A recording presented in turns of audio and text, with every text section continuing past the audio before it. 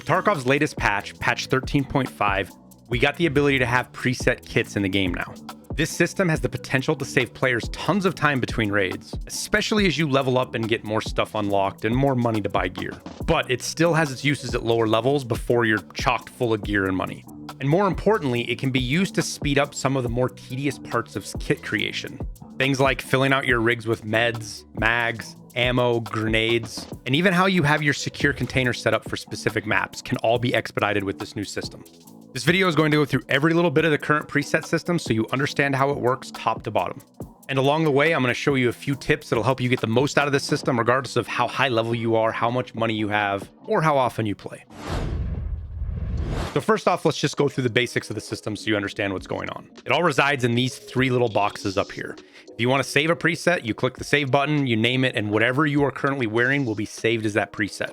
You want to access your presets, you go to the list of equipment sets, and there's two tabs here. You have custom and standard. Standard is just stuff that BSG looks like they created in here. There's some funny ones like guard and robber, if you want to get funny with those. The custom side is where you can create these, and as of right now, you can create 50 separate presets. Once you're in your preset and you're looking at stuff, you have two tabs over here that are important to look at, and that is equipment and pouches. Equipment that is everything that goes on the outside, your gun, your rig, your backpack, so on and so forth.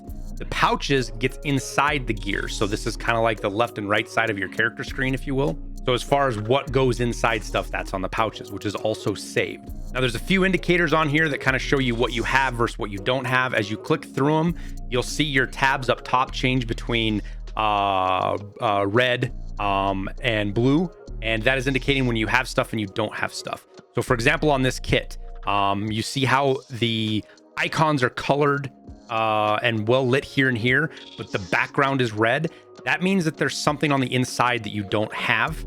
Whereas if you don't have the item itself, it looks shaded red. Let me find specifically, like right here, I don't have a PP19 anywhere. So the whole item is shaded out where you have to buy it. The red indicates that there's attachments that you need. But for example, the alpha, I have an alpha rig. I just don't have some of the stuff that's inside it, like the mags. So if you don't have all the items, if you have everything in blue, like for example, this kit here, if you click blue, it's just going to equip everything. It's not going to pop up. But if you go to hit equip on something that's got red items in it, what it's going to do is have you buy parts that you need. And you can come in here and buy your parts, whether it's ammo, gear, mags. Just make sure you look closely here, and we'll get to some of the details in a little bit. But there can be a lot of problems in here if you're not careful. One thing that can be helpful, and this is a tip that I hope you're listening to, is this filter system up here is separate from the one on your flea market. So one thing I recommend is if you're not going to put 100 in here in the condition from, at least put 95. Put something high in there so that you don't buy burned up meds or food or some of your other consumables. In addition, I almost always have barters removed from this screen because it kind of muddies things up and makes it more complicated. Just when you're done doing this, make sure you click remember selected filters and you click OK. And then your filters are up here, because if you don't do this, it's going to cause issues, and we'll talk about those in a sec. So that's the system in a nutshell. That's where everything's at and what it pays attention to. And it does pay attention to finer details.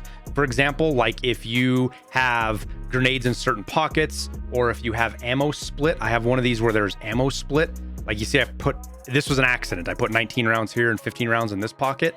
It'll remember that. Every single detail of inside of your rigs is remembered. So let's go through some of the specifics here and talk about how to get the most out of this. The first one's going to be your secure container, and I have these labeled test 1. Simply put, I have my secure container and my SICK case in here with keys. Now you notice how it doesn't have durabilities on the keys. What it's going to do is it's going to find these keys in your inventory that are the highest durability or least uses. So I'm going to equip this and show you exactly what happened. This SICK case here had these keys in there. So it kicked all these keys out into my inventory and filled up the rest. But there's a problem here. For one, this is not my least used factory key. I have a factory key right here that's 8 out of 20, but it grabbed the 20 out of 20. So you need to pay attention to that, because if you have like found and raid keys, it can grab those. So like I have a 214 found and raid somewhere, I think it just grabbed the 40 out of 40. So if those are buried somewhere, like I have a bunch of keys sitting down here, it's going to grab the fullest durability. And it does that with every item. So that's a good thing for like meds or food that have durability on them, because you don't want to bring out like a 10 out of 400 IFAK and not realize it. But with the key thing, it's something you do have to pay attention to. But one of the advantages to this is if you're on a roll, let's say you're surviving lots of raids, or even if you're not, if you have your preset set up and you have loot in your secure container, or like dog tags and stuff, or items that go in your sick case or docs case, this will kick them out of there when you do that preset. Just for example, I'll show you here. We'll put a skull in, and we'll put a Bitcoin in here. And when I do the preset, when I load the preset again, you know, you'll see that it'll kick these out and put them in my inventory. So it's a way to make sure that you don't go into raid with loot that you don't want, which I do forget that from time to time. So just something to keep mind of. Now, for example, I'm going to show you here. These are the Salewas I have, right? I have a 300, a 348, and a 285. This should grab the 348 when I go to load this. And that's just to show you that it's going to load the highest that you have. Been freaked out on me here. Oh, it kicked that out. So 348 out of 400, it grabbed that one. Now, if I go buy a full Salewa, so now that I have the 400 to 400, assuming that this is working properly, which sometimes it is a little buggy, it's Tarkov, it should load the 400 out of 400, which it did. So it's always going to grab the highest durability item. So just something to point out, which this is why you want to make sure you have that preset, because when it buys stuff, it's going to buy the cheapest item. And sometimes if you look, we'll see, I don't know if we're going to see any here with this right away. You know, I have my stuff filtered to 90, but sometimes people are selling like a 45 out of 400 Salewa. Your preset will buy this if you don't have it. In fact, I'll show you right now. Let's see if I can get it to work. All right, equip. Now it's going to want to buy the Salewa. Now, because I have it set, it's going to go, I have this min condition 95. If I uncheck this, you can see right there, it's going to pull that up and it's going to try to buy that. So you want to be very careful. That's why that filter is super important. Now, the next part I want to show you is going to be with weapons, with test 5. I have a weapon that I don't have with parts I don't have.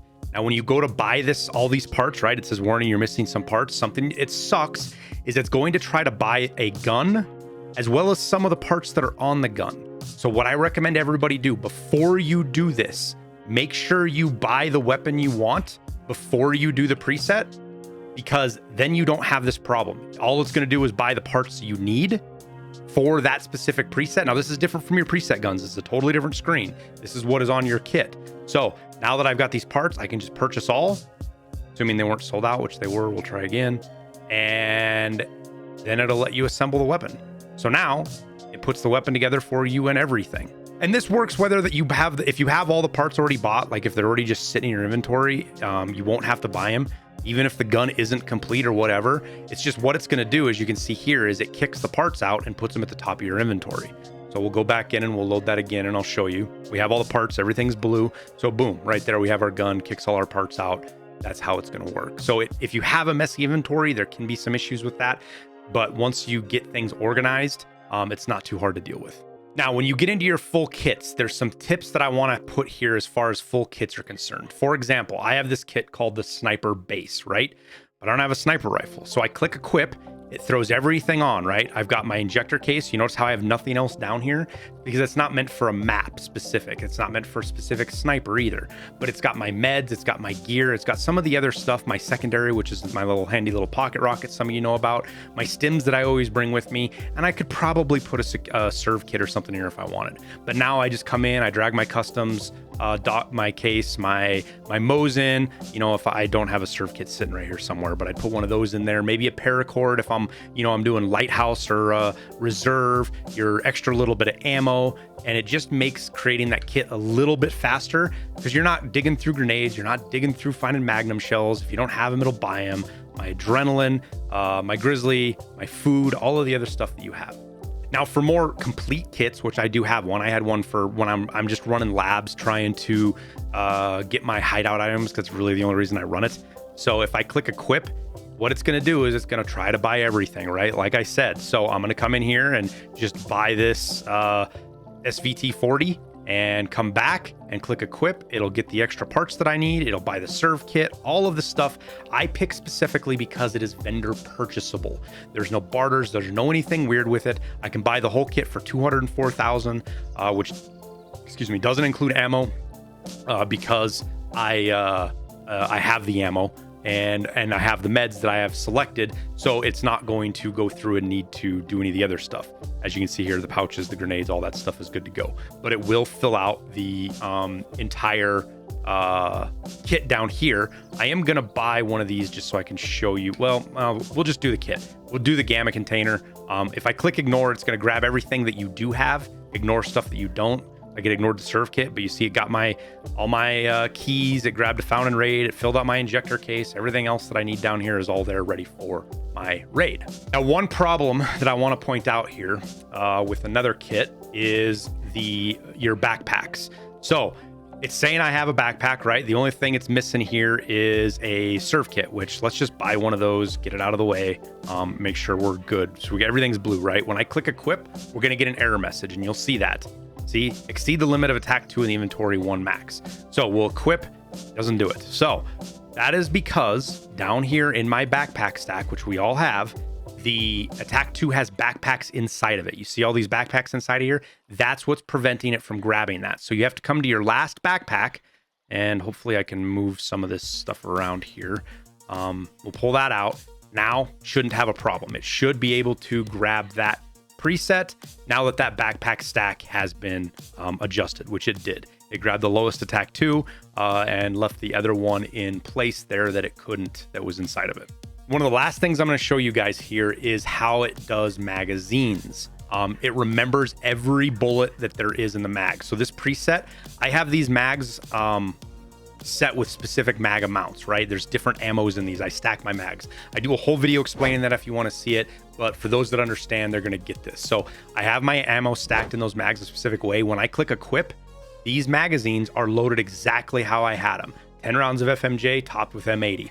And it doesn't matter how complex, you could have one of different round in all of these. For example, I had PST, AP63, and PBP. And then my mag 60, I had the 856A1 with 855 and then 995. And even if the mag's empty, it doesn't have, these were preloaded, yes, but even if they're not, it will load them for you when you go to do this.